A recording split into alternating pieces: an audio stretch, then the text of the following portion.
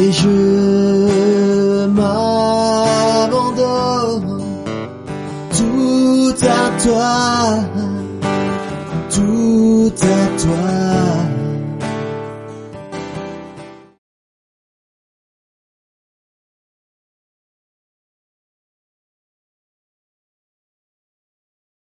Qui peut faire ça pour toi? Mais lui, il le fait. Il te fait grâce. Il agit avec miséricorde, compassion. Il est celui qui agit. Il agit tous les jours. Il ne cesse d'agir dans la vie de chacun d'entre nous. Ce Dieu-là est magnifique. Amen.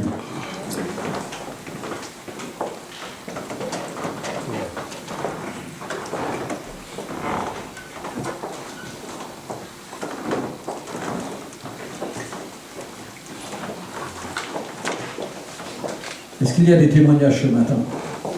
Quelqu'un qui veut apporter un témoignage? Gérard.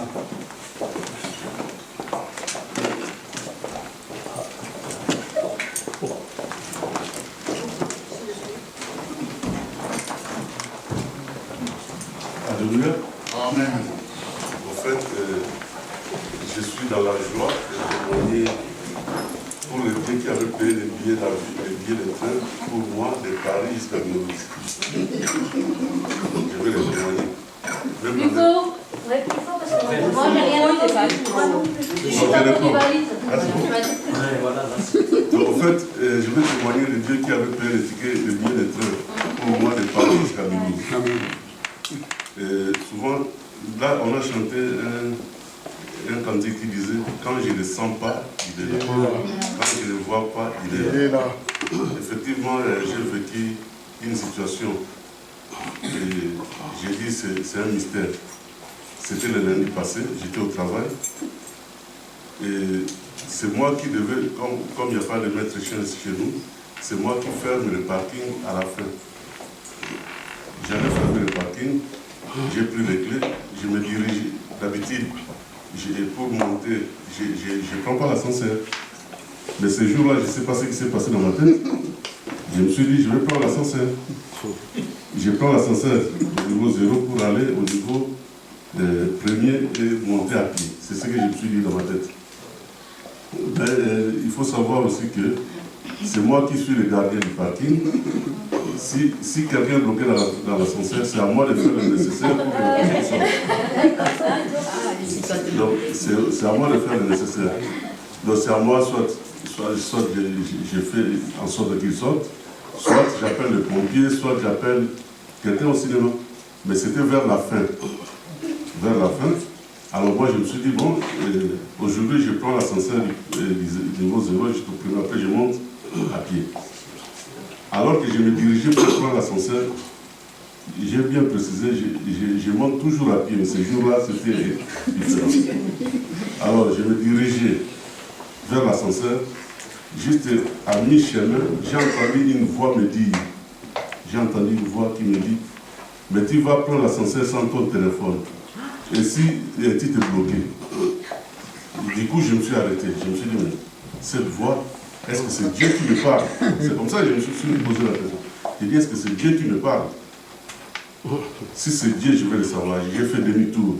Je suis parti prendre mon téléphone, j'ai mis dans la poche. Alors, quand je suis sorti de mon bureau, j'ai encore hésité. J'ai dit, est-ce que c'est moi qui est? Si c'est Dieu qui me parle, je le saurais que c'était Dieu. C'était la voix de Dieu. Donc je vais réellement prendre l'ascenseur. Parce qu'à un moment donné, j'ai eu peur de prendre l'ascenseur. Alors, je me suis dirigé vers l'ascenseur. J'ai pris l'ascenseur. Arrivé au niveau 0, j'attends l'ascenseur me dire ascenseur hors service. J'étais bloqué. Alors, là, du coup, dedans, je me suis dit, c'est Dieu qui m'a parlé. J'ai d'abord commencé à glorifier Dieu dans l'ascenseur. Je l'ai glorifié et j'ai pris le téléphone parce qu'à cette heure-là, même au bureau, il n'y a personne, ils sont en train de fermer le cinéma, il n'y a presque personne qui peut répondre. J'ai appelé, personne ne répondait. J'ai appelé mon collègue qui était de repos. Et heureusement, il était dans un bistrot à côté. Il m'a dit, ok, c'est bon, je viens. Il est venu, mais lui, il ne pouvait rien aussi. Il pouvait rien. C'était juste constaté. Du coup, il me dit, mais essaie de tirer la porte de l'intérieur. Je tire la porte, ça s'ouvre. Et je suis sorti. Alors moi, là, je me suis dit, quand je ne le vois pas, il est là. Quand je ne le sens pas, il est là. Il m'a montré que son œil est sur moi. Et je le glorifie pour son amour qui m'environne.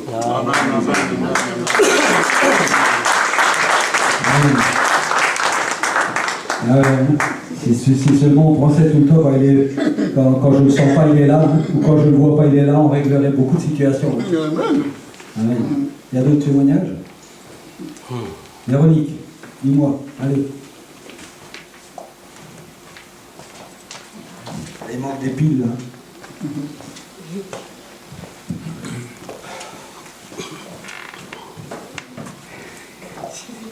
T'as le trac, vas-y. Alléluia. Seigneur avec toi. Bon, je rends grâce à Dieu. Dimanche dernier, il m'a délivré. Je ne sais pas, vous m'avez vu la semaine dernière.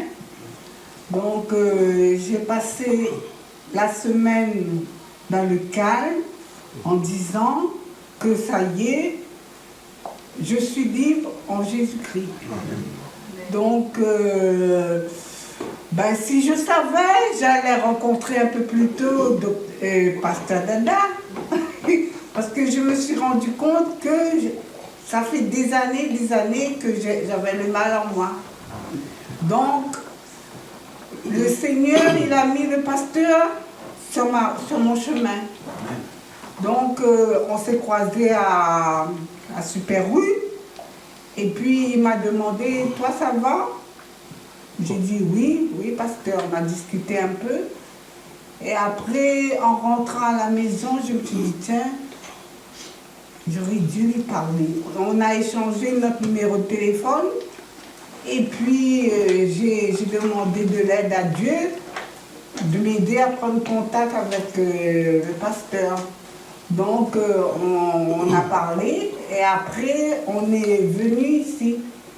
Et dans la même semaine, j'ai croisé Marie-Claire. Je me suis dit, tiens, peut-être maintenant, c'est vrai, il faut que je vienne ici. Parce que j'ai été exorcisée par les prêtres catholiques. J'ai été un peu de droite à gauche, mais je sais que c'est ici que Dieu m'a délivré. Amen. Ouais, donc je rends grâce et ça y est, je suis réellement, il a été vaincu la semaine dernière. Et je veux rendre témoignage aussi pour le pasteur Mario et le pasteur Dada qui a prié pour mon garçon. En fin juin, il signe un CDI. Amen.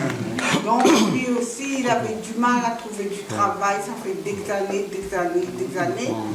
Donc le Seigneur est en train de faire des belles choses pour lui et pour moi. Je lui rends grâce, Dieu, puissance, le règne, la victoire. Amen.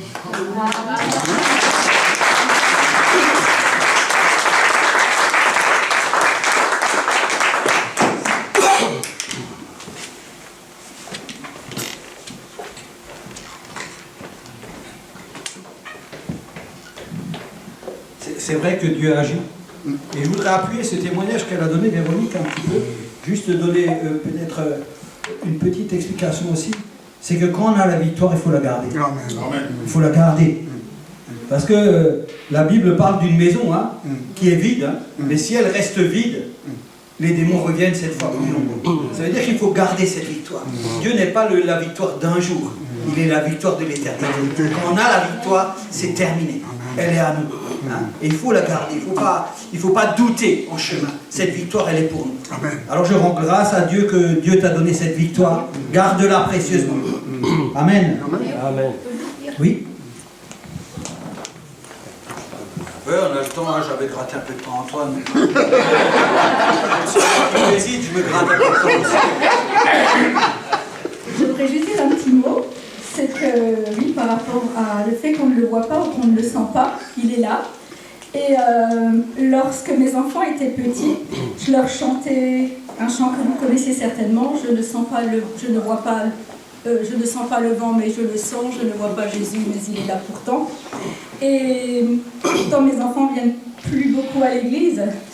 Et il y a quelques mois en arrière, ma fille me dit « Ah, c'est vraiment bizarre, c'est comme quoi, en fait, ce qui a été semé est semé. » Et elle me dit « Tu sais que ces derniers temps, eh bien, avec Ludivine, donc sa fille, elle a dit « Il m'arrive des fois, quand je la mets au lit, de chanter « Je ne vois pas le vent ». Et donc, elle a reproduit les choses que je lui avais données petit. Et ce qui a été formidable, c'est que des fois, je me dis « Ah, mon fils, vraiment, il vient plus du tout. » Je prie vraiment dans ce sens-là qu'il revienne pleinement. Et lui-même me dit, en parlant avec sa sœur aussi, et il dit, mais tu sais qu'il n'y a pas longtemps, avec Nathalie, donc sa compagne, il a dit, je me suis remémoré toutes les fois où j'allais au club petit et je lui ai chanté toutes les chansons du club. Comme quoi le Seigneur continue quand même quelque chose qui a été semé. Et je crois qu'un jour ils seront ici. Et c'est juste pour dire que justement, même si on ne le sent pas, on ne le voit pas, Dieu est là. Et c'est ce que je leur ai toujours dit quand ils étaient même tout petits. Et puis je vois qu'aujourd'hui, ma fille reproduit ça avec sa petite et je trouve ça merveilleux. Amen. Amen. On encourage à éduquer nos enfants dans la parole de Dieu. Ça c'est important. Je crois que quand Dieu fait quelque chose, il laisse toujours son empreinte à vie. Tu voulais pas? Ah non, d'accord, je n'ai pas écrit. Amen. Les témoignages, c'est bon? Non, il y en a encore un. Il y en a encore un. Tu n'en as pas pour longtemps. Tu ne vas pas me voler mon pas. Je ne vais pas témoigner, mais vu qu'on est en plein dedans. Alors, on baigne dans le témoignage, là. Il y a 30 ans en arrière, j'avais fait des affaires en Suisse avec un Suisse, forcément. Et bien sûr, je lui ai parlé du Seigneur. Et je le voyais régulièrement, mais ça ne rentrait pas. Joséphine, tu te souviens? C'est Christophe. Et il n'arrivait pas, et je lui parlais, je vous assure, mais pendant des heures, des nuits entières, je lui parlais de Jésus. Je dormais chez lui.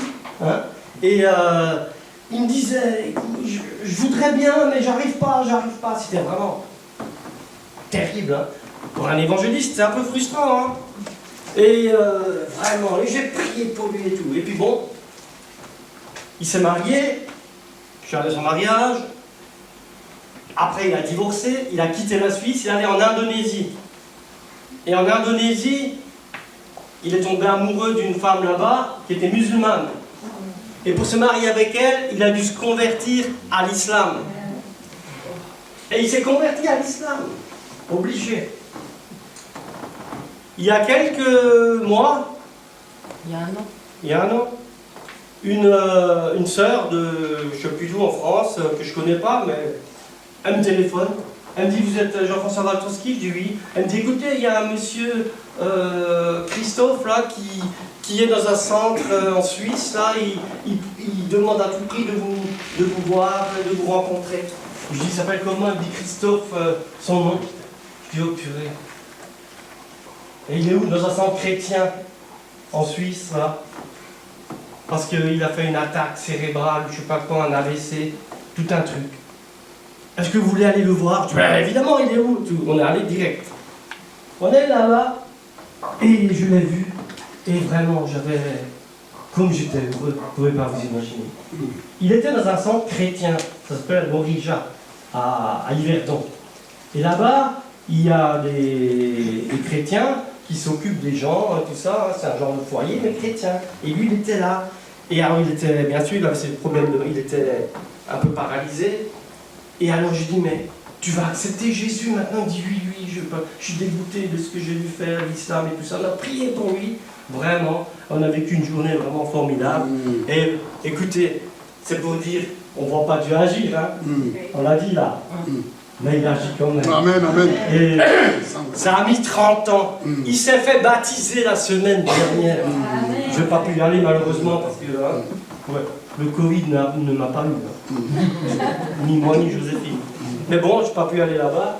Mais c'est pour vous dire quoi, que quand on sème, quand on plante la parole de Dieu, elle est plantée, elle est semée, elle appartient à Dieu, et il va faire ce qu'il faut, quand il faut, au meilleur des moments. Il fallait certainement que cet homme il passe par là, et tout ça, hein, pour comprendre, mais aujourd'hui c'est un frère en Christ, alléluia. Amen. Amen. Alors maintenant je passe à une information. Permettez, pasteur? Ouais, on fait les annonces. Annonce. Allez. D'abord j'aimerais dire que on chante, Dieu agira, etc. Mais j'aimerais vous dire une chose, Dieu, il agira. C'est vrai, il agit parce que tu es là debout, tu respires, tu vis.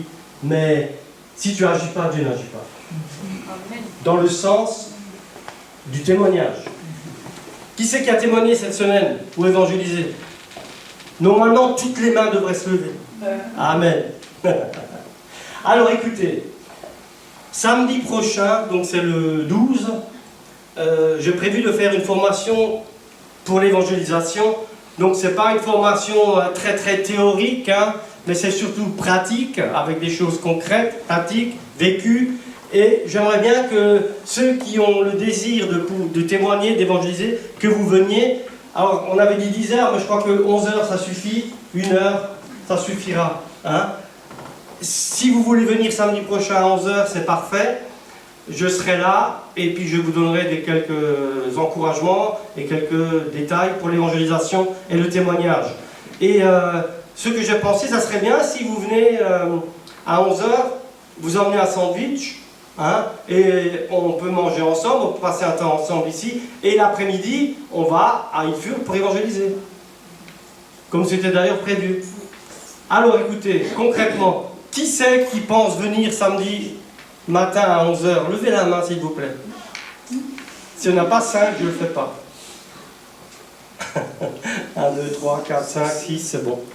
Alors, samedi prochain, 11 h, on mange ensemble ici, ou alors on ira peut-être au kebab, je ne sais pas, mais on se retrouve à 11 h, ici, ok? Et on va passer un temps ensemble, et ensuite on va mettre en pratique, hein, vraiment, ce qu'on aura partagé de 11 à 12. Amen. Amen. Merci. Amen. Alors les annonces.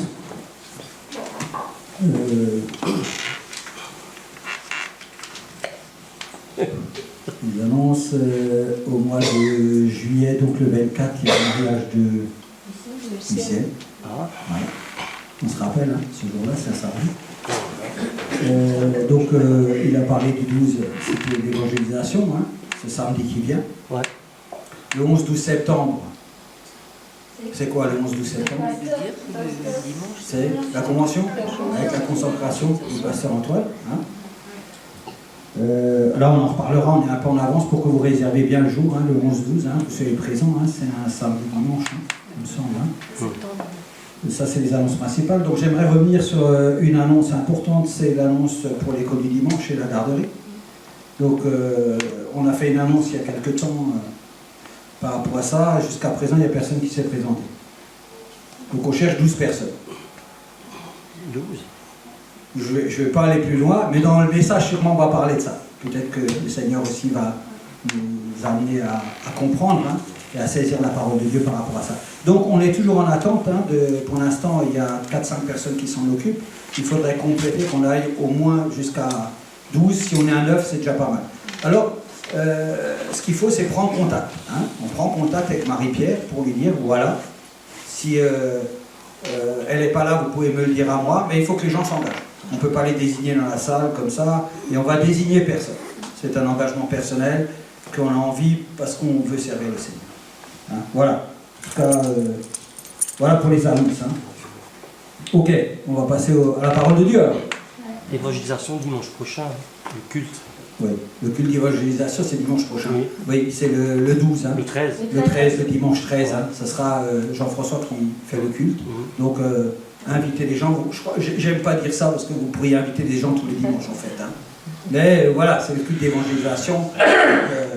Faites venir des gens, témoignez, soyez des témoins de Jésus-Christ et vous verrez que Dieu fait. Voilà. 99,9% des choses, c'est Dieu qui les fait. Il faut juste que nous, on fasse un pas. Amen. Et le reste suit. Amen. Père éternel, tu es le Dieu Tout-Puissant. Tu es celui qui règne. Tu es celui qui exauce les prières. Tu es celui qui entend. Et comme nous l'avons chanté ce matin, tu es celui qui agit. Ce matin, nous voulons tout déposer à tes pieds. Parce que nous croyons que tu es celui qui apporte la parole. Que tu es celui qui parle à ton peuple. Tu es celui, Seigneur, qui fait toutes choses parfaites. C'est pour ça que nous voulons nous laisser conduire par toi. Et c'est toi qui touches les cœurs. Nous avons entendu, Seigneur, nous apportons quelque chose, mais c'est toi, Seigneur, qui fait croître. C'est toi qui donne la maturité, c'est toi qui fais toutes choses, Seigneur. C'est pour ça que nous voulons nous abriter sous ton regard, Seigneur, sous tes ailes, pour nous laisser diriger et conduire comme toi tu le veux. Que vraiment notre esprit puisse être disposé, Seigneur, afin d'écouter cette parole, Seigneur, et qu'elle puisse nous faire du bien. Dans le beau nom de Jésus, ainsi nous avons prié. Amen. Amen.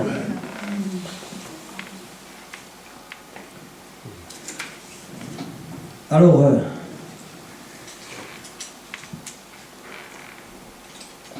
savez, le 9, on va être libre. Le 9 juin. Semi-liberté. C'est pas... Le 30 juin. Ah, le 30 juin, ça va être la liberté. Ah, moi, j'ai pensé ce matin, j'ai dit, purée, ça, les gens vont se déchaîner, quoi. Parce qu'ils ont été pendant 12 mois ou 24 mois privés. Et là, le 30 juin, ça va être l'assaut de toutes choses. Oh, que le Seigneur nous préserve, hein. Nous on ne veut pas aller à l'assaut de toutes choses. Ils viennent tous à l'église. Voilà, s'ils peuvent venir tous à l'église, ça c'est bien. C'est l'anniversaire à Audrey, 30 juin. Ah, ça c'est un beau jour ça. Et je crois que comme les gens quand ils sont serrés comme ça, hein, pendant un certain temps, dès qu'on les relâche, et puis ça part. Hein. Ça part. Je crois qu'il y a déjà eu, hein, les restaurants ont été envahis, les terrasses et tout ça. Hein. Et donc c'est aussi une bonne chose.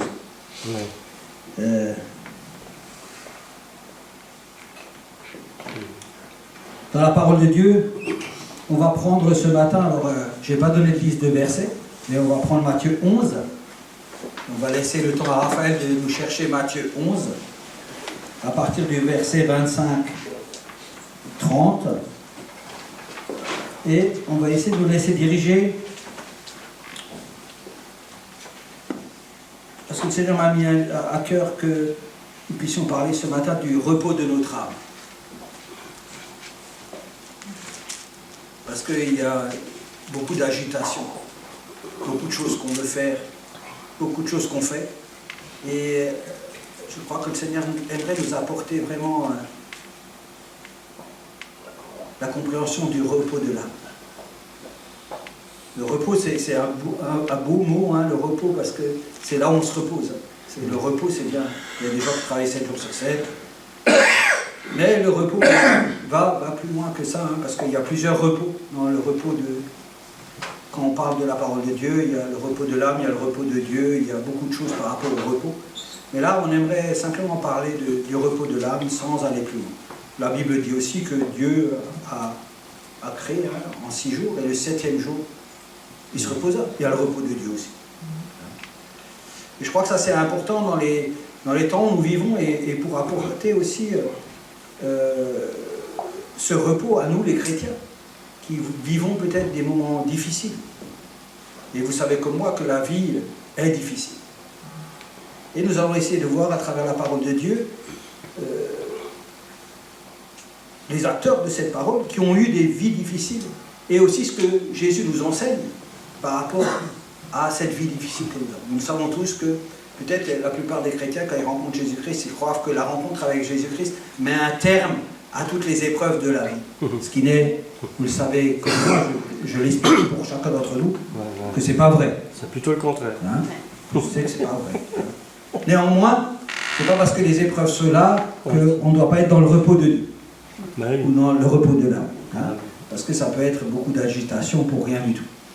Donc, je ne sais pas s'il a... Ah, ouais. Alors, on va lire ce verset. Et tu peux chercher le psaume 131, verset 1. Tu peux le chercher en même temps qu'on va lire celui-là. En ce temps-là, Jésus prit la parole et dit : Je te loue, Père, Seigneur du ciel et de la terre, de ce que tu as caché ces choses aux sages et aux intelligents, et de ce que tu les as révélées aux enfants.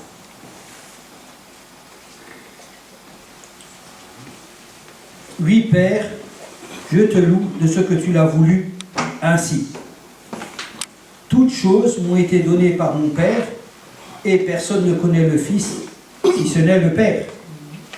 Personne non plus ne connaît le Père, si ce n'est le Fils.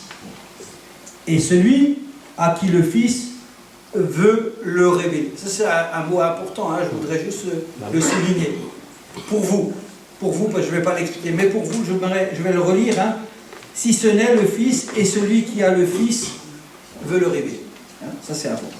Venez à moi, vous tous qui êtes fatigués, chargés, et je vous donnerai du repos. Prenez mon joug sur vous et recevez mes instructions, car je suis doux et humble de cœur, et vous trouverez du repos pour vos âmes, car mon joug est doux et mon fardeau est léger. Et c'est là qu'on voit le mot du repos pour vos âmes. Hein? Mais le verset surtout qui nous intéresse, je l'ai lu en complet, peut-être on reviendra peut-être dessus, on verra. Hein? Mais le verset qu'on va s'attacher, c'est « Venez à moi, vous tous qui êtes fatigués et chargés ». Mais vous tous, vous connaissez ce verset. Qui ne connaît pas ce verset? Ça, c'est un verset que tout le monde connaît. Venez à moi, vous tous qui êtes fatigués et chargés, hein, et je vous donnerai du repos. Quand on lit ce verset, on est dans la joie. Déjà, on est dans la joie parce qu'il y a un repos. Alors, on va lire le psaume pour essayer de voir qu'est-ce que David, lui, il disait. On va essayer de comparer à David. Alors de David, Éternel, je n'ai ni un cœur qui s'enfle, ni des regards hautains. Je ne m'occupe pas de choses trop grandes et trop relevées pour moi. Loin de là. J'ai l'âme calme et tranquille, comme un enfant sevré qui est auprès de sa mère. J'ai l'âme comme un enfant sevré. Israël, mets ton espoir en l'Éternel dès maintenant et à jamais. Ah, on peut voir une chose, c'est que là, David, quand il parle, il dit qu'il a l'âme calme et tranquille. Alors, qu'est-ce que vous en pensez de ça? David qui dit, moi j'ai l'âme calme et tranquille. Vous connaissez l'histoire de David? Est-ce qu'on peut dire qu'il était toujours dans cette situation? On peut dire qu'il a vécu des choses. Il a vécu l'histoire. Hein? Il dira dans le psaume 13, verset 3, tu n'as pas besoin de le prendre, je n'ai pas besoin de le prendre, psaume verset 3, il dit, jusqu'à quand aurai-je des soucis dans mon âme et chaque jour du chagrin dans mon cœur, jusqu'à quand mon ennemi s'élèvera-t-il contre moi? Ça, c'est David qui dit ça. Donc on voit une version de David et on voit une deuxième version de David. Est-ce que ça peut correspondre à notre vie à nous? Oui. Est-ce que nous retrouvons dans ce texte en disant, est-ce que nous avons toujours l'âme calme et tranquille? Non. Non, pas toujours l'âme calme et tranquille, comme il est marqué dans ce texte. Alors, si on retrouve le calme, si on a l'âme au calme et tranquille, qu'est-ce que ça veut donc dire ça? Qu'est-ce que ça veut dire que j'ai l'âme calme et tranquille? Quand David dit ça, est-ce qu'il avait plus de préoccupations? Est-ce que sa vie était devenue un long fleuve tranquille? Non. Est-ce qu'il n'avait plus rien à faire? Je pense que comme il connaissait le Seigneur, donc il savait que voilà, il devait être calme et tranquille parce qu'il savait qu'il pouvait compter sur la présence de Dieu dans sa vie chaque jour. Ça veut dire que, quoi qu'il arrive pour lui. Ça veut dire que quand on parle de l'âme calme et tranquille, ça n'enlève pas le fait que dans la vie, il arrive des choses. Cet homme, David, il était quand même roi d'Israël. C'était pas rien. Il avait une grande famille. Donc on peut comprendre que cet homme-là, dans sa vie, il avait des choses à s'occuper. Comme nous tous, nous avons des choses à nous occuper. Mais néanmoins, il avait trouvé le calme et la tranquillité de son âme. Alors, on va prendre l'exemple de Jésus. On va toujours se rappeler et se rapprocher de Jésus-Christ dans cette situation. Hein? Puisque c'est Jésus qui parle, il dit « Venez à moi, vous tous qui êtes fatigués et chargés, et je vous donnerai du repos. » Donc, on va prendre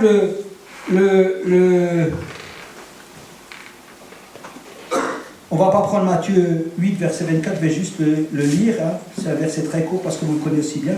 Alors il s'éleva sur la mer une si forte tempête que la barque était couverte par les vagues, et lui, il dormait. Voyez-vous, Jésus, dans la situation, vous rappelez que dans cette barque, il y avait des disciples, il n'était pas tout seul, mais que les disciples étaient agités, étaient inquiets. Mais la parole de Dieu nous dit que lui, Jésus, il dormait. Ça m'a plu parce que j'ai essayé d'imaginer, moi, dans une barque qui bougeait de tous les côtés, si je pouvais déjà dormir et être tranquille. Or, Jésus, lui, il était dans cette situation de calme.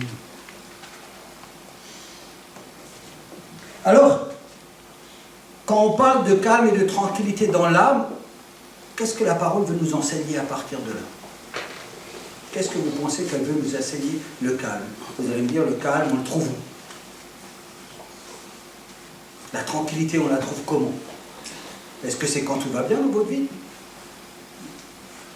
Est-ce que c'est quand vos enfants sont heureux? Ou quand vous êtes heureux?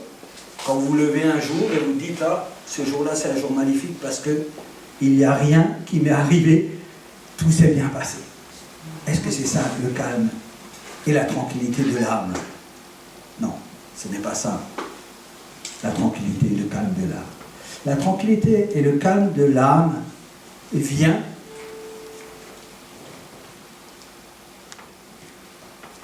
du fait de savoir ce que nous faisons. Et qu'est-ce que nous faisons?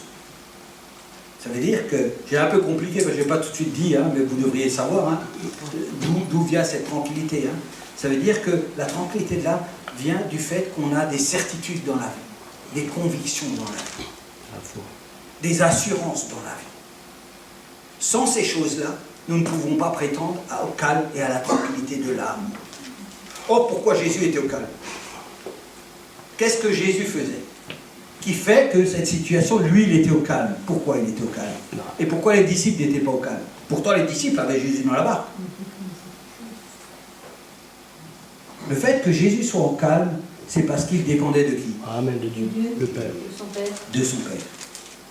Ça veut dire que Jésus était au calme parce que toute sa vie ne dépendait que de Dieu, son Père. Voilà. Amen. Il était dans la certitude et dans le calme. Pourquoi? Parce qu'il avait les convictions, les certitudes que tout était dans les mains de Dieu. Et c'est ça la tranquillité. Et la paix dans l'âme, c'est quand nous avons la certitude d'être dans la volonté de notre Dieu. Amen. Et quand nous ne sommes pas, alors peut-être, je ne sais pas, hein, peut-être que dans notre vie, nous ne savons pas faire la différence entre la volonté de Dieu et ma propre volonté. Peut-être que dans notre vie, il y a des choses qui se baladent. Parce que, vous savez, dans la vie, il y a toujours des turbulences. Mais il faut connaître pourquoi ils sont là, ces turbulences. Et faire la part des choses. Mais, nous, chrétiens, la première chose qu'on devrait être, c'est être dans l'assurance et dans la paix de l'âme.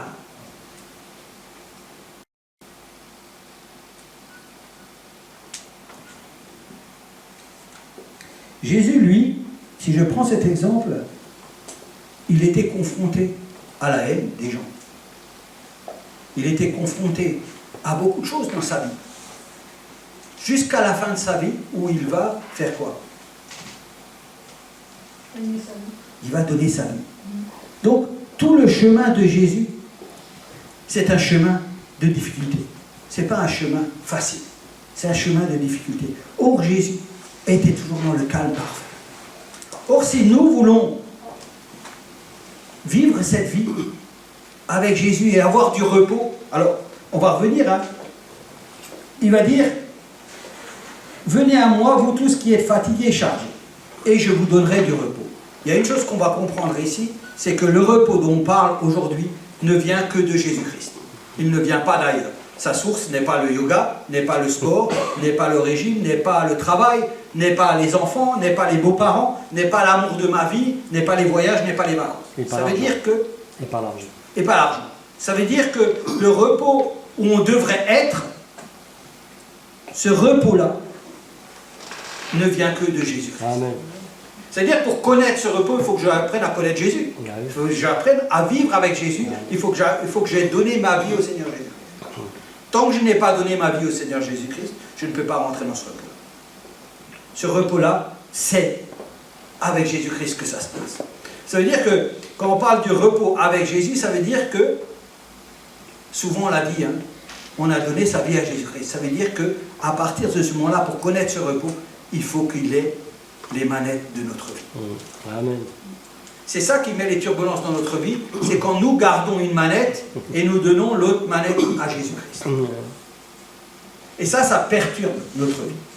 Or, est-ce que vous pensez que Jésus-Christ veut autre chose que notre repos et notre bien? Est-ce qu'il veut qu'on soit charité dans notre vie? Alors ça, c'est une question difficile, hein, parce qu'on pourrait dire oui. Hein. Il permet les épreuves. Il permet les épreuves. Hein. Pour augmenter notre foi. Moi, j'ai dit à mes filles de lire Samson. Hein? J'ai dit à mes filles de lire Samson, le livre de Samson. Oui. Vous avez lu Samson? Si vous voyez Samson là, on peut se poser une question. Ce gars-là, il était réservé hein, pour il était consacré à l'éternel, ce gars-là. Pour autant, hein, une de mes filles est venue et m'a dit, mais tu te rends compte tous les gens qu'il a tués? Mais cet homme-là, il n'est pas de Dieu.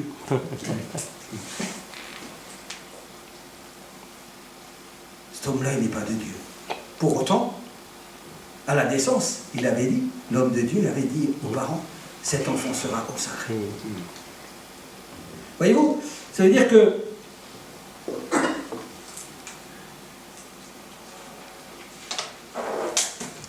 vous savez, ça a beaucoup de conséquences. Notre état avec le Seigneur ont beaucoup de conséquences sur le reste de notre vie. Ça veut dire que si nous ne sommes pas dans ce repos, nous avons du mal à discerner le chemin, à discerner les bonnes œuvres que Dieu a préparées à l'avance. Parce que les bonnes œuvres suivent ce texte après. C'est quelque chose de très important. Ça veut dire que nous devons rentrer dans le repos de Dieu. Pour rentrer dans ce repos de Dieu, pourquoi? Parce que quand nous nous mettons à la tâche à faire tout genre de choses, nous nous fatiguons. Quand ce n'est pas dans les mains de Dieu, notre travail devient pénible et lourd. Parce que tout travail doit venir de Dieu. Toutes choses doivent être conduites de Dieu. Si ce n'est pas conduit de Dieu, alors ça ne fonctionnera jamais dans notre vie. Ça, c'est le premier problème que les chrétiens rencontrent, c'est qu'ils ont du mal à discerner qu'est-ce qui vient de Dieu et qu'est-ce qui ne vient pas de Dieu. Le deuxième problème qu'il y a, c'est qu'ils ne cherchent pas à être dans le repos. Ça veut dire dans la volonté même de Dieu.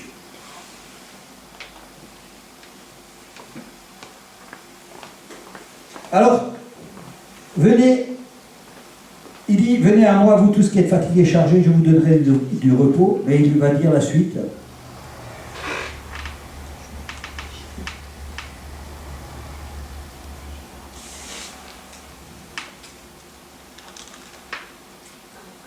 Il dit, prenez mon joug sur vous et recevez mes instructions. Alors, on connaît le chemin. Le chemin pour trouver la paix de l'âme, c'est Jésus-Christ. Il n'y a pas d'autre chemin. C'est comme si c'était la porte. C'est le chemin, c'est Jésus-Christ. Mais, ça c'est quelque chose que tout le monde connaît. Mais on ne le connaît peut-être pas sous cette forme-là. Hein? Mais, il dit, prenez mon joug sur vous et recevez mes instructions. Et recevez mes instructions. Ça veut dire quoi ça? Pour des gens qui lisent la Bible et qui comprennent la parole de Dieu. Prenez mon joug et suivez mes instructions. Ce qu'on peut comprendre, c'est qu'on doit suivre quelque chose. Dedans, il y a quelque chose qui est clair. Peut-être prendre mon joug, c'est pas tellement clair. Mais suivez mes instructions, ça c'est clair. Ça veut dire que nous devons suivre les instructions de Jésus-Christ. C'est ça qui va nous amener à avoir l'âme tranquille et la paix. C'est ça qui va nous amener à être comme Jésus-Christ dans la barque. Ça veut dire que notre vie, elle va complètement changer. Ça veut dire dans n'importe quelle situation où je vais me trouver, qu'est-ce qui va émaner de moi? La même chose qui émanait de Jésus-Christ quand il était dans la barque. La paix. La paix. La paix. La paix, absolument. Quand vous rentrez ici le dimanche matin, vous avez loué le Seigneur, vous êtes dans la joie, non? C'est pas ça? Vous n'êtes pas dans la joie? Vous êtes différent. Est-ce que vous rentrez et quand vous avez terminé la louange, vous n'êtes pas différent? Est-ce qu'il y a quelque chose qui se produit? Vous êtes différent. Pourquoi? Parce que vous êtes réceptif, parce que vous recevez. C'est ça? Et vous avez envie d'honorer votre Dieu. Vous avez envie de le glorifier. Vous le faites comment? En chantant. En chantant des cantiques. En chantant, en disant des paroles. Oui, tu agiras. Tu agiras certainement. On peut voir comment, d'après les cantiques et d'après les paroles qu'il y a dans les cantiques, on peut sentir les gens différents. Ça veut dire qu'en fait, on absorbe tout ça. Et ça nous rend heureux. Ça nous donne la joie. La joie, elle vient de quelqu'un d'autre, si ce n'est de Dieu qui est présent parmi nous, ou de Jésus-Christ. On ne peut pas dire, puisque ici, en rentrant, on est venu apporter un culte d'adoration à Jésus-Christ. Ça veut dire qu'on en tire immédiatement, quoi? Les fruits. Immédiatement. On ne rentre pas ici, on loue le Seigneur, tout va bien, on ressort, et puis ce soir, dans la salle de bain, on a un affluent de joie qui arrive. Non, on le sent immédiatement. On comprend immédiatement que l'Esprit de Dieu agit. Parce qu'on a tout déposé entre ses mains. Et parce qu'on a suivi ses instructions. Et parce qu'on lui a donné les manettes de notre vie. On l'a dit là, pendant 2 heures, il n'y a pas de télé, pas de cinéma, pas de braderie, pas de resto, il n'y a rien, il n'y a que toi. Ça veut dire qu'on a mis Dieu, Jésus-Christ, au centre, en première place ce matin dans nos vies. Et qu'est-ce qu'on a quand on fait ça? On a un effet immédiat de la joie qui se répand chez les chrétiens. Or, si on comprend bien cet état de fait, pourquoi on sortirait d'ici? Moi, je pense qu'on devrait même ramener une tente. Tout le monde plante sa tente ici. Et puis on chante tous les jours de notre vie pour glorifier Jésus. Et là, on connaîtrait une dimension exceptionnelle de joie. Parce qu'on reste quoi?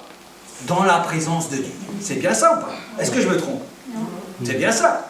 C'est parce qu'on est dans la présence de Dieu et parce qu'on a tout abandonné dans les mains de Dieu que la joie envahit notre cœur. Amen. Oh, maintenant la question c'est de se poser, c'est ça. C'est comment je sors de là et j'affronte la réalité du monde tout en préservant ma joie que j'ai reçue. Et je pourrais parler de ma paix. Cette paix de l'âme que Dieu veut donner. C'est ça la question. La question c'est, voilà ce que j'ai reçu là. Et comme c'est bizarre, des fois on sort là, hein, et puis l'après-midi, cette joie elle a disparu. Il y a des choses du monde qui sont venues laisser leur empreinte sur nous. Et ça, c'est pas normal. Ça, c'est pas normal. Ça veut dire, quoi que Jésus vivait tous les jours, il était dans la paix et la joie, parce qu'il avait la certitude qu'il était dans la volonté parfaite de son Père. Or, nous devrions être pareil que Jésus. Ça veut dire que nous devrions avoir la certitude d'être dans la volonté parfaite de Dieu. Et c'est seulement à ce prix-là que nous pouvons dire que nous avons la paix de nos âmes et la joie de nos âmes.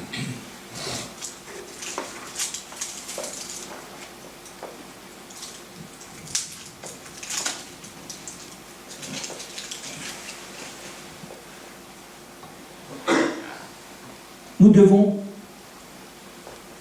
mener notre vie en faisant tout ce que Dieu veut que nous fassions.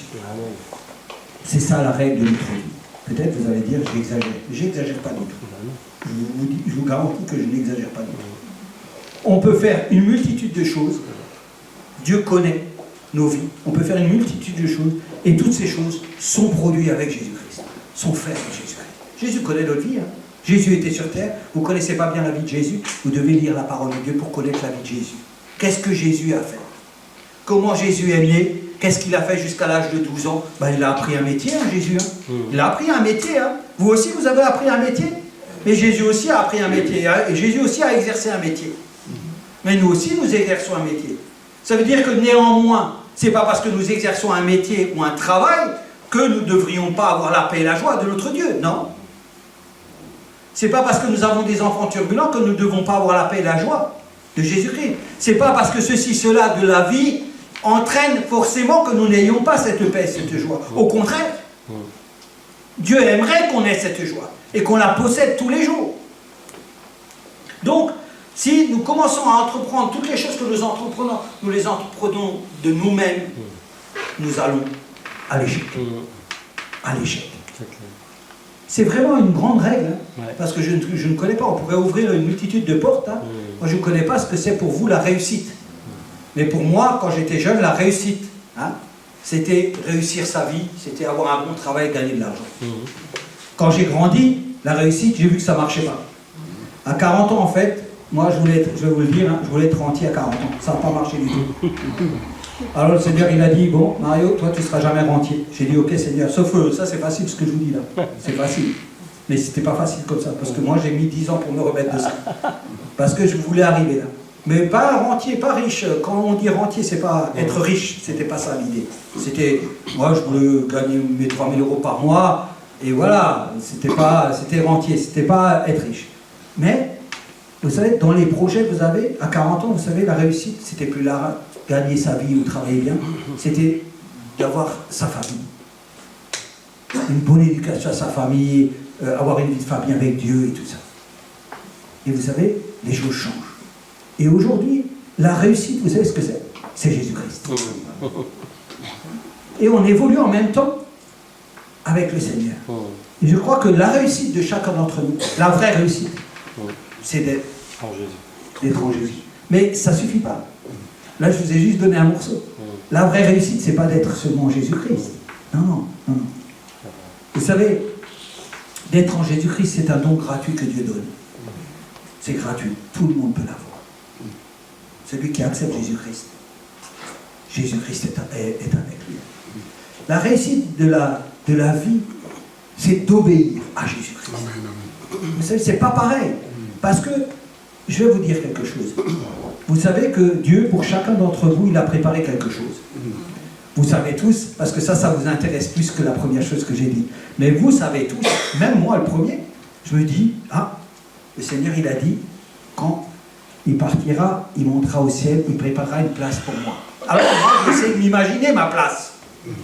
Où elle allait être, à quel étage. Des fois, je discute avec des chrétiens, je dis, ah, il y a tellement de planètes, peut-être on va hériter une planète chacun.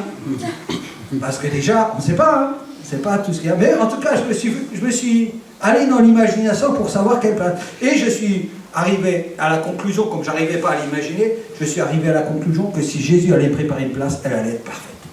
Bah, ça, de toute façon.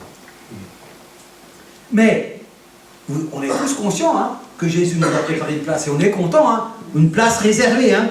Je ne sais pas, pour les gens qui voyagent, c'est important d'avoir une place dans son TGV réservée, ou une place dans l'avion, une place réservée où il y a marqué ton nom. Mais dans la vie aussi, Jésus a préparé quelque chose pour toi. Et tu sais ce qu'il a préparé pour toi? Qu'est-ce qu'il a donc préparé pour toi? Ça veut dire que Dieu, attention, hein, on comprend bien, c'est-à-dire que Dieu a commencé quelque chose pour toi. Ça veut dire que Dieu, hein, on a chanté, il agira, il agira, il agira, hein, mais Dieu a commencé quelque chose pour toi. Pour que toi, tu le fasses. Il a commencé à préparer des bonnes œuvres afin que tu puisses les accomplir. Or là-dedans, peut-être sommes-nous négligents. Vous savez, quand on est négligent déjà, quand on commence à être négligent, c'est qu'on ne s'en préoccupe pas. Ça, c'est l'indifférence, ça s'appelle l'indifférence. C'est comme là, cette parole, elle dit quoi? Elle dit, venez, vous tous qui êtes fatigués et chargés, et je vous donnerai du repos. Pourquoi je ne vais pas chercher le repos de Dieu? Pourquoi je m'agite dans tous les sens? Pourquoi ma vie, elle est défaillante? Pourquoi elle fait des vagues, ma vie? Pourquoi elle fait tout ça? Elle ne manifeste pas ce calme. Pourquoi quand je lis la parole de Dieu et je vois Jésus dans la barque en train de dormir, alors que les vagues recouvrent et que les disciples sont inquiets, pourquoi moi je continue à vivre cette vie hors de cette paix que Dieu veut me donner? Parce qu'en fait, ce Dieu-là, on l'a chanté, vous êtes tous d'accord, c'est un Dieu d'amour, non? C'est pas ça. C'est son amour qui a fait que nous sommes vivants, non? C'est pas notre amour, c'est son amour à lui qui a fait que nous sommes vivants. Or là, il nous dit, venez, vous tous qui êtes fatigués et chargés, et je vous donnerai du repos. Alors jusqu'à là, on est tous d'accord d'y aller. Mais après, il dit, ah, parce que mon joug est léger. Ça veut dire que c'est facile à porter. Pour autant, des fois, nous restons sous le joug d'un autre qui, lui, n'est pas facile à porter. C'est vrai ou pas vrai? Or là, il donne une invitation simple, il nous dit, hein, prenez mon joug. Ça veut dire soumettez-vous à moi. Soumettez-vous à moi. Ça veut dire soumettez-vous à moi. Ça veut dire, oui Seigneur, je capitule. Ouais, je capitule là. Ok, je capitule. Comme quand vous êtes rentrés dans la salle ce matin. Vous étiez tous, vous avez prié, vous avez demandé à capituler devant Dieu pour que la présence de l'Esprit soit là. Et que lui dirige. Pas nous. On n'est pas venu avec nos sabots pour dire, moi je vais diriger toute chose. Non. On s'est soumis. On a capitulé devant Jésus-Christ. On a dit, ce matin, on veut t'apporter un culte d'adoration à toi et toi seul. C'est ce qu'on a fait. Et c'est ce qui s'est passé. C'est ça la vraie réalité. C'est ce qui s'est passé. Or là, nos vies, elles nous épuisent. Pourquoi on épuise nos vies? La Bible dit, Dieu dit dans la Bible, c'est l'Éternel qui bâtit la maison, celui qui l'a bâti travaille en vain. En vain. Ça veut dire que quand tu formes un projet dans ton cœur, sans le remettre dans les mains de Dieu, tu commences à faire un travail vain. Ouais. C'est comme les gens qui ont refusé de rentrer dans le pays promis, ils ont commencé à tourner 40 ans en vain. En vain. Ça ne produit rien. Quand tu lis ça, ça ne t'interpelle pas?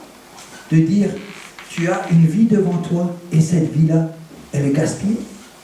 Gaspillée pourquoi? Parce que tu ne veux pas te soumettre à Jésus-Christ. Alors que Jésus-Christ t'aime. Il a donné sa vie pour toi et il a un chemin et une vision de la vie qui te donne quoi? Du repos, de la paix et de la joie. Formidable quand même. Amen, amen. Et nous, on n'est pas au bénéfice. Pourquoi? Mais parce qu'on ne veut pas soumettre. Pourquoi?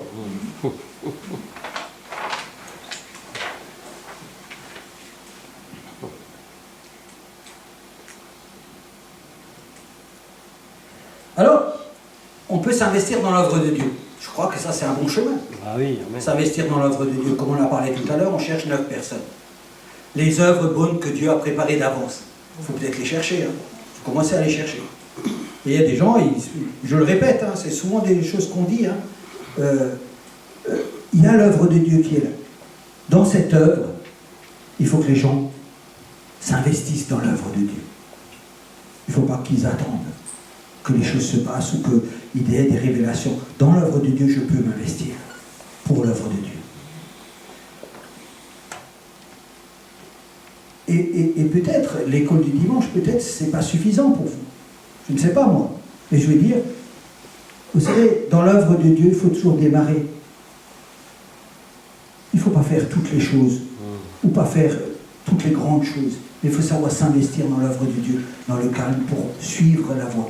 David lui-même, qui était un grand roi, il a dit, moi, je ne veux pas faire les grandes choses. Je veux rester dans les choses que je sais faire.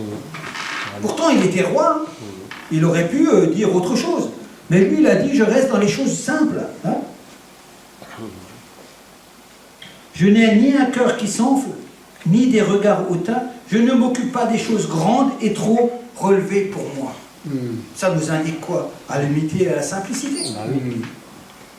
Mais ça ne ferme pas la porte. Si, je ne sais pas quoi faire avec les enfants, mais ça, ce n'est pas une excuse devant Dieu.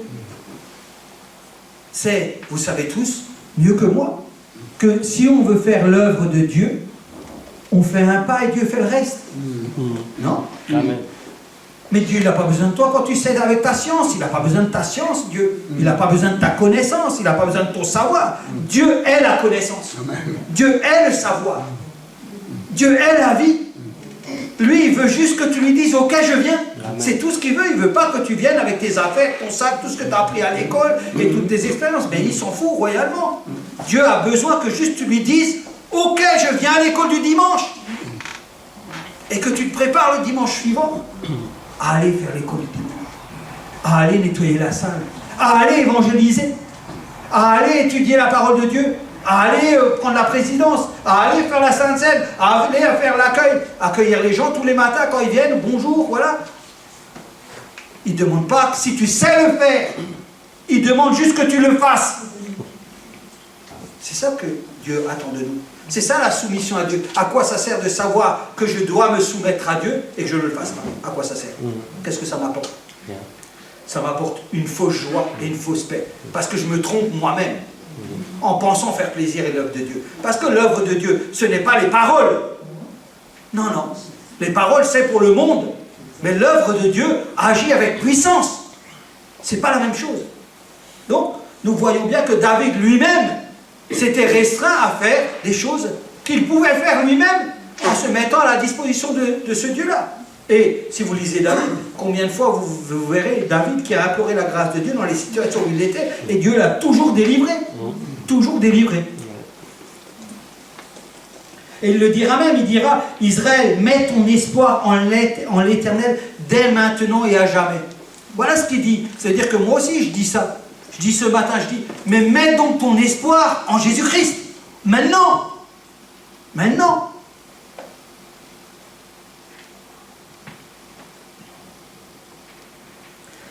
Alors, bon, j'ai un peu dérapé, mais c'est pas grave. Hein. Donc, dans le verset, Jésus nous invite, venez vous tous qui êtes chargés. Hein. Il nous invite à déposer tous nos fardeaux dans sa main. Ça, c'est la première chose qu'il faut savoir. Ça veut dire que chacun d'entre nous a peut-être des fardeaux. Moi, je ne connais pas les vôtres. Moi, je connais les miens. Et il faut apprendre à les déposer dans la main de Jésus-Christ. Même si Dieu a dit que nous allons vivre des épreuves, même si nous allons vivre des épreuves difficiles, il faut vivre l'épreuve avec Jésus-Christ. Pas en dehors de Jésus-Christ. Parce que vivre l'épreuve en dehors de Jésus-Christ, c'est sans solution. Il n'y a pas de solution. Il n'y a rien. Vivre l'épreuve avec Jésus-Christ, il y a la paix, la joie et la solution. C'est pas tout à fait pareil. Donc, beaucoup d'entre nous, peut-être, se sont chargés de tous les problèmes de la vie, qui n'ont pas déposé au pied du Seigneur. Si je prenais aujourd'hui un jeune de 20 ans et je lui demanderais de nous expliquer ses projets et sa vie, il nous parlerait. Si je prendrais Thomas, qui a 82 ans, et il m'expliquerait les projets de sa vie, on comprendrait la différence. Un jour, on va le faire. On va prendre un jeune de 20 ans, il va nous exposer ce qu'il pense, et on va prendre un monsieur de 82 ans, et on va voir une énorme différence. Un progrès énorme dans ce qui se passe. C'est pareil, la parole de Dieu, c'est pareil. On est en train de nous expliquer quelque chose, mais ceux de 20 ans, ils le comprennent comme à 20 ans, et ils gardent tout ce qu'ils veulent garder, mais ceux de 80, ils ont déjà tout lâché. Parce qu'ils ont compris dans leur marche que ça ne servait à rien de tout garder. Valait mieux tout déposer dans les mains de Jésus-Christ. Parce qu'aujourd'hui, quand on a 82 ans, 86, on n'en a pas plus que quand on en avait 20. La seule différence qu'on peut constater dans ce chemin, c'est l'incrédulité que nous avons eue pour tenir loin, éloigné de nous le Seigneur Jésus, alors qu'il voulait s'approcher dans son amour. Donc, venez décharger. Donc ça veut dire qu'il faut apprendre à décharger les soucis de la vie. En fait, vous savez, ce qu'il faut bien comprendre, hein, c'est ce qu'on a parlé d'identité, hein, quand on a parlé de l'identité de chacun, il faut bien comprendre que quand nous sommes devenus une nouvelle créature, nous sommes devenus une nouvelle créature pour être en paix et dans la joie. Nous ne sommes pas devenus une nouvelle créature dans les problématiques d'avant. Les problématiques d'avant, notre conversion, sont dans les pieds de Jésus. Amen. Ils ne sont plus avec nous. C'est-à-dire qu'à ce passage, peut-être, nous avons oublié de décharger le sac. Or, aujourd'hui, il y a énormément de chrétiens qui ont un sac et qui tirent le sac toute la journée. Et ils se fatiguent à tirer ce sac. Alors que ce sac, le jour où ils ont rencontré Christ, ils auraient dû le déposer. Or, Jésus dit ça, il dit, venez à moi, vous tous qui êtes fatigués de quoi? Fatigués de quoi? Fatigués du système, de la vie, fatigués de tout ce qu'on nous impose. Non? Tu sors de là, tu as un panneau 30, bah, tu roules à 30. Tu as un panneau que tu es interdit à gauche, tu es interdit de rouler à gauche. Ça, c'est la loi. Hein? Je veux dire, on est fatigué de tout ce qu'on nous dit toute la journée, de tout ce qu'on fait toute la journée. Or, ce n'est pas ça l'œuvre de Dieu. Ce n'est pas ça que Dieu a préparé, les bonnes œuvres qu'il a préparées d'avant. Ce n'est pas ça. Ça ne correspond pas. Donc, Dieu voit une chose, il dit, vous tous qui êtes fatigués, est-ce que vous êtes fatigués? Vous n'êtes pas fatigués? Quand on est en Jésus-Christ, on n'est jamais fatigué. Mais, faut-il être en Jésus-Christ? S'appuyer sur Jésus-Christ. Ça veut dire c'est facile à dire, hein, parce que ça réconforte tout le monde quand je dis comme ça. C'est bien parce que ça... Hein, qui est en Jésus. Mais moi, j'aimerais aller un peu plus loin. Il y a des gens ici qui sont fatigués et chargés. Et ils devraient déposer. Ça ne veut pas dire... Attention, fatigué et chargé, ça ne veut pas dire qu'on ne parle pas de salut, là. Moi, je ne parle pas du salut. Hein. Je parle qu'un chrétien, pour moi, quand je parle d'un chrétien, c'est quelqu'un qui est sauvé. Ça n'empêche pas un chrétien d'avoir un sac. Hein. Il y a des chrétiens qui ont des sacs. Parce que pour poser le sac, il faut avoir de la foi. Vous savez, c'est la foi qui fait que le sac se pose. Si tu traînes le sac, c'est parce que tu ne crois pas assez en Jésus-Christ. C'est comme Pierre. Hein. Pierre, il est sorti, Jésus lui a dit, mais sors de la barque. Alors il est sorti de la barque et il a commencé à faire un pas. Hein. Et il regardait Jésus-Christ. Hein. Je vous garantis, si on aurait pu filmer, on aurait vu Pierre regarder Jésus-Christ. Et à un moment donné, il y a un coup de vent, elle regarde Pierre, elle a regardé le vent. C'est le sac. C'est la même chose. Dieu est pour nous un refuge et un appui, un secours qui ne manque jamais dans la détresse. Ça veut dire que Dieu est toujours avec nous. Jésus nous enseigne à nous confier en lui. C'est ça qu'on a beaucoup de mal à faire. C'est dépendre de lui dans toutes les circonstances de notre vie. C'est des mots, quand on les prononce, même moi quand je les prononce, je trouve qu'ils sont lourds. Parce que il faut vraiment passer ce cap en laissant toute chose dans les mains de Jésus-Christ. Ça, c'est très important. Et pour avoir cette vie avec Jésus, il faut vraiment avoir une vie intime et une relation intime avec Jésus-Christ. Hein? Alors,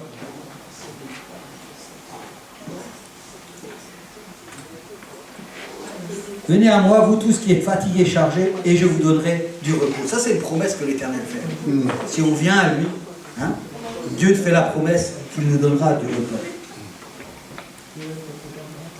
Alors après, vous connaissez tous les versets, hein, si on veut lire le Matthieu 6, 25, c'est pourquoi je vous dis, ne vous inquiétez pas pour votre vie, donc ça vous connaissez. Ne vous inquiétez non point, ne dites pas que mangerons-nous, ça vous connaissez parfaitement. Mais la Bible elle dirait que toutes ces choses, ce sont les païens qui les cherchent. Ça veut dire que la base d'inquiétude hein, qui nous envahit quand nous allons pleurer chez Dieu, la Bible dit que c'est les païens qui cherchent ça. Nous devrions chercher en premier le royaume de Dieu. Hein. Qui est un royaume de paix, de justice et de joie. Alors, ne vous inquiétez de rien, mais en toute chose, faites connaître vos besoins à Dieu par des prières et des supplications avec des actions de grâce. Et la paix de Dieu, qui surpasse toute intelligence, gardera vos cœurs et vos pensées en Jésus-Christ. Hein. Philippiens 4, 6 à 7. Hein. Déchargez-vous sur lui de tous vos soucis, car lui-même prend soin de vous. Tout ça, c'est des versets qui nous amènent à laisser Jésus-Christ diriger notre vie. Et il y en a une multitude, hein. Je ne vais pas lire tous les versets, hein, parce qu'on va être là jusqu'à 2 heures. Mais chacun, dans sa vie et dans sa relation avec le Seigneur, devrait premièrement chercher à comprendre cette parole afin qu'elle puisse en vivre. Afin qu'on puisse en vivre. Moi, je ne sais pas, moi j'ai une vie, je vais exagérer, mais des fois j'ai une vie tourmentée. Dans mon travail, j'ai que des problèmes. Moi, je rentre le soir, si je ne me confie pas à l'Éternel, ou je ne laisse pas les choses que Dieu a Dieu faire, moi je meurs. Je meurs le soir même. C'est la vérité. Et moi, j'arrive au travail, on m'agresse en me disant il y a eu ça, il y a eu ça, il y a eu ça, il y a eu ça. Je m'assois. J'ai juste envie de rentrer, il est juste 8h10 le lundi. J'ai juste envie de rentrer. Mais si Dieu n'est pas avec moi, qu'est-ce que je fais? Je ne fais plus rien. Ça veut dire que, vous savez, comme c'est difficile de laisser un problème dans les mains de Dieu. Comme c'est difficile. En sachant que nous, peut-être, on a une solution. Moi, je dis, ah Seigneur, non, moi, j'utilise plus ma solution parce qu'elles ne sont pas bonnes. Je vais m'asseoir et j'attends. Et j'attends. Amen. Et vous savez quoi? Des fois, ça se dégrade, mais vous savez, Dieu est toujours à la fin. Il ne faut pas se précipiter. Nous, on est des chrétiens trop précipités. On donne des ordres à Dieu. Écoute, Dieu, aujourd'hui, j'ai un problème. Tu vas le régler maintenant, j'attends sur le fauteuil, je regarde. Hein. 8h15, Seigneur, t'es pas là. 9h, t'es pas là. Bon, je règle moi le problème, c'est bon, et je règle. C'est pas ça la vérité de Jésus. Abandonner. Vous savez ce que ça veut dire abandonner? Moi, je vais réussir ça. C'est sûr et certain. Abandonner, ça veut dire que tu as un problème, tu l'oublies. Tu vis comme si tu n'avais pas de problème. Tu l'oublies parce que le problème, tu lui as dit, toi, tu t'en vas. Et tu vis ta vie normale. Mais quand tu dépends pleinement de Christ, tu peux toujours le faire. Toujours. Mais quand tu dépends de toi, là, tu ne peux pas le faire. Là, tu n'es pas libre. C'est pour ça qu'il faut être avec Jésus-Christ. Parce que Jésus-Christ, c'est la liberté de faire ça. C'est la liberté de dire, moi, tous les problèmes, je m'en fous. Ce n'est pas mon problème. Mon problème, c'est Christ. Amen. Mon problème, aujourd'hui, tu sais, Mario, il y a 5 employés. Vous savez, chez nous, il y a eu une grève il y a 1 an. Vous n'avez pas vu, hein, mais je regarderai FR3. Et FR3 m'a appelé parce qu'il voulait que je commente cette grève et tout ça. Et moi, j'étais dans une situation difficile parce que je ne savais pas comment faire. Et je n'ai pas parlé. Je n'ai rien dit tout le long. J'ai laissé Jésus. D'ailleurs, l'histoire n'est pas finie. On témoignera quand elle sera finie. Mais j'ai laissé toujours Jésus. Et vous savez, on a eu mal sur ma société, sur moi. Enfin, vous imaginez pas tout ce qu'on peut dire quand on passe dans des systèmes comme ça. Mais vous savez, on a toujours la victoire en Christ. Il faut rester patient. Parce que le dernier mot, même s'il est que dans 10 ans, il a témoigné, même s'il est que dans 30 ans, vous voyez, ce gars-là, 30 ans, vous savez qui a eu le dernier mot? Jésus-Christ. Amen. Personne ne l'a eu. Si, il est allé chez les musulmans, il est allé voir ça, il a fait sa vie, il a profité tout. Et un jour, il est arrivé, vous savez ce qu'il a fait, ce gars-là? Ce gars-là, il a capitulé. Amen. Il a dit, ok, maintenant tu as raison, Amen. tu m'as eu. Ouais, c'est ça. Et Jésus fera comme ça avec nous tous. Ah ouais, mais il vaut mieux capituler tout de suite, parce que tu auras le repos de ton âme, que de capituler quand tu as 90 ans. Là, ça sert à rien. Il faut capituler tout de suite. C'est ça qu'il faut. C'est ça qu'il dit. Venez à moi tous, vous tous qui êtes fatigués et chargés, je vous donnerai le repos. Et il a dit, j'ai un joug léger. Ça veut dire que c'est agréable d'être sous la direction de Jésus. Parce que Jésus-Christ, vous savez, on le comprend, on comprend comment on a envie Jésus. Dieu nous aime. Parce que Dieu nous aime, il nous autorise à faire ce qu'on veut. C'est ça? Pourtant, nous-mêmes, nous l'avons souvent fait avec nos enfants. C'est vrai ou pas? Ah oui, moi je l'ai souvent fait avec mes enfants. Parce que je les aime, je dis, moi j'ai dit, bon, il y a mes enfants qui sont là, je ne vais pas trop en parler. Il y a des secrets qui n'ont pas mais souvent, avec nos enfants, on le sait, en fait, on le sait, qu'il faudrait dire, agir, mais on ne le fait pas. Parce qu'on croit qu'on les aime en ne pas le faisant. Or, c'est exactement le contraire. C'est quand on est dur qu'on obtient quelque chose. D'ailleurs, Paul nous invite à tenir fermement notre corps, durement, afin de pouvoir gagner la course. Et c'est ça qu'il faut faire. Dans ce verset, il explique ça, il dit, voilà, moi je vous propose d'avoir la paix tous les jours de ta vie, d'avoir la joie. Comme ce matin, quand tu es rentré, tu t'es dit, ouais, là, j'ai pas de problème de travail, j'ai pas de problème d'enfant, j'ai pas de problème de ci, c'est ça. Là, je suis dans la paix, dans la joie. Pourquoi? Parce qu'ici, Jésus-Christ règne. Amen. Je suis rentré dans son truc à lui. Ici, il n'y a personne, pas de voleur qui rentre, pas de menteur qui rentre, il n'y a personne qui rentre. Je suis dans la paix de Jésus. Et même s'il y avait un menteur qui rentre, c'est pas mon problème, c'est le problème de Jésus. Parce que moi, je suis là pour glorifier Jésus-Christ. Je suis pas là pour identifier les menteurs et les voleurs. C'est pas mon problème, c'est pas mon travail. Moi, je suis comme David, je m'occupe des choses simples. Je suis venu louer et glorifier mon Dieu. Simple. Et c'est comme ça que Jésus nous invite. Et c'est ça que ce matin, cette parole qui nous est destinée, c'est ça. C'est de dire comment je vis ma vie. Est-ce que je veux continuer à vivre cette vie toujours à chercher les choses compliquées, ou à capituler pour laisser Dieu me donner le repos. Le repos. Notre vie. Bien entendu, on doit travailler, bien entendu, on a des choses à faire, mais tout ce que nous faisons, qu'est-ce qu'elle dit, la parole, pour résumer? Elle dit, tout ce que vous faites, faites-le comme pour le Seigneur. Comme pour le Seigneur. Comme pour le Seigneur. Ça veut dire que tout ce que j'engage dans ma vie, avant de l'engager, je dois réfléchir, est-ce que je le fais comme pour le Seigneur? Amen. Tout à fait. Et ça c'est facile. Ça, c'est pas si compliqué. De se lever le matin et de dire, Seigneur, aujourd'hui, je veux rester dans le chemin. Ce chemin. Est-ce que ce que je le fais pour Jésus? Vous savez, c'est un entraînement. Je vous dis, on ne réussit pas à tous les coups, mais on progresse. Amen. On progresse jour après jour, il faut de la persévérance pour atteindre l'objectif et atteindre ce que Jésus veut nous faire arriver. Donc je vais m'arrêter, je vais juste voir, je voulais dire 2-3 versets, mais c'est pas grave. Prendre son joug, c'est devenir son disciple. Accepter que Jésus soit le maître, le roi, le Seigneur de notre vie. Accepter de lui être entièrement soumis.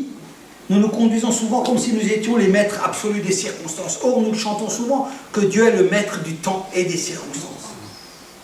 Alors, moi je l'aime bien détourner le verset, le maître du temps de tes circonstances à toi. Oui, il connaît tout, Dieu, il sait tout. Et c'est ça que nous devons, nous, progresser, les chrétiens. Vous savez, si on prend juste l'exemple, pour terminer, de cette barque où Jésus est dedans, et si on pouvait filmer cette scène où on voit la mer qui passe par-dessus avec des vagues, Alors la barque, je ne pense pas qu'elle était trop petite, c'était quand même, il y avait 12 personnes dedans, 13 personnes.